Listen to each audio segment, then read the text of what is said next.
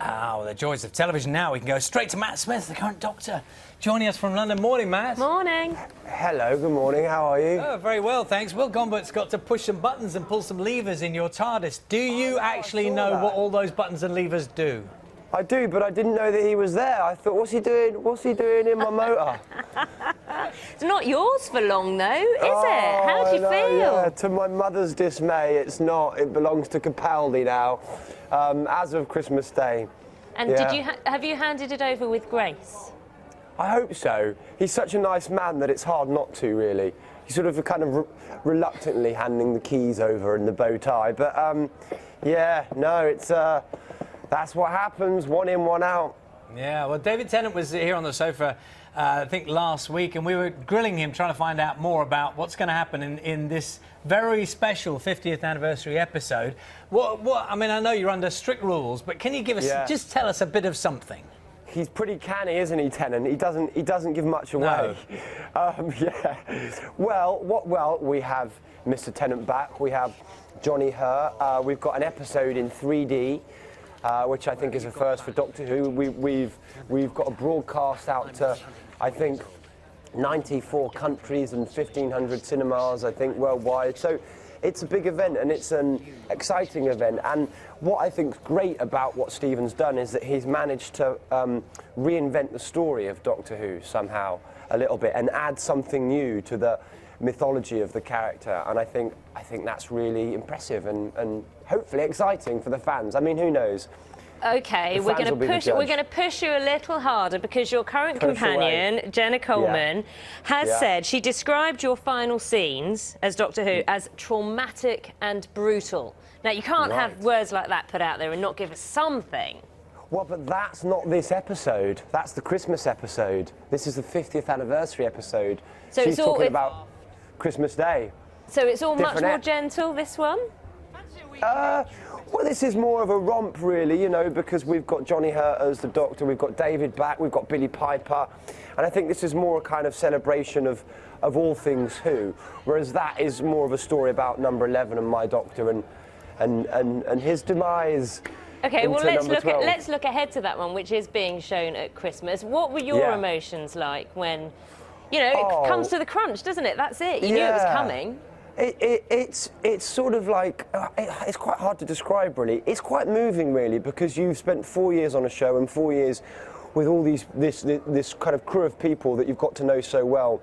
And you fall in love with, well, I did anyway, you kind of fall in love with them and the character and that set and everyone up in Wales. And yeah, it was a strange day. It's a bizarre day. And then, of course, Peter comes on and he's wearing the costume that you wear every day, and that's all a bit weird, but he's a lovely man, and that's the nature of the beast, you know. The show goes on. Very pragmatic of you, Matt. Can I ask you about some of one of the things that happens with Doctor Who is, as the Doctor, you're incredibly recognised by both children and adults, but I'm assuming that must mean there are some strange situations you're in when people go, it's Doctor Who. Have you been caught in odd places where you've been recognised? Yeah, of course. I was caught actually going to the toilet once for a wee, and someone had his wife on the phone. They were like, can you speak to my wife? I was like, I mean, I'm literally having a wee. And I was like, just give me a moment. But actually, weirdly, since I've had my hair cut, yesterday, I'm rehearsing a play at the moment, and I went for lunch it was a couple of days ago, and this guy was like, you know what? You really look like that Matt guy who plays Doctor Who. Has anyone ever told you that? I was like, yeah, actually they have. Oh, that's probably I mean, is that part of the plan? Is that part of what you're trying to do to sort of separate yourself a little bit? Maybe the haircut's part of that. Well, I mean, it wasn't a sort of conscious choice like that. I did a film and I had to shave my head for the film, and so the hair went.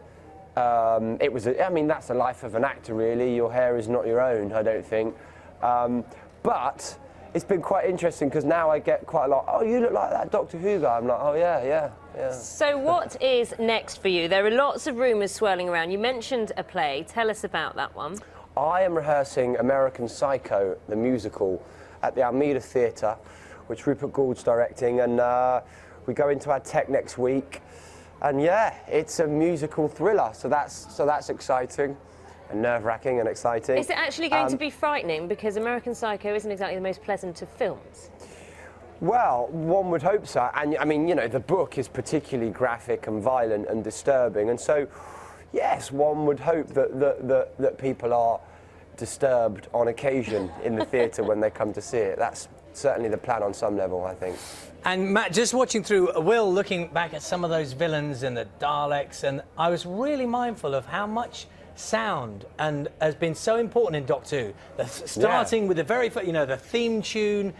So much of it is about that, and literally, it can trigger emotions immediately. For me, I'm taken back, you know, right back to when I'm 9 years old and John Pertwee is doing his thing. It's John Dugai. Isn't it extraordinary how it can have that effect on people? Yeah. Oh God, it really is, and that just that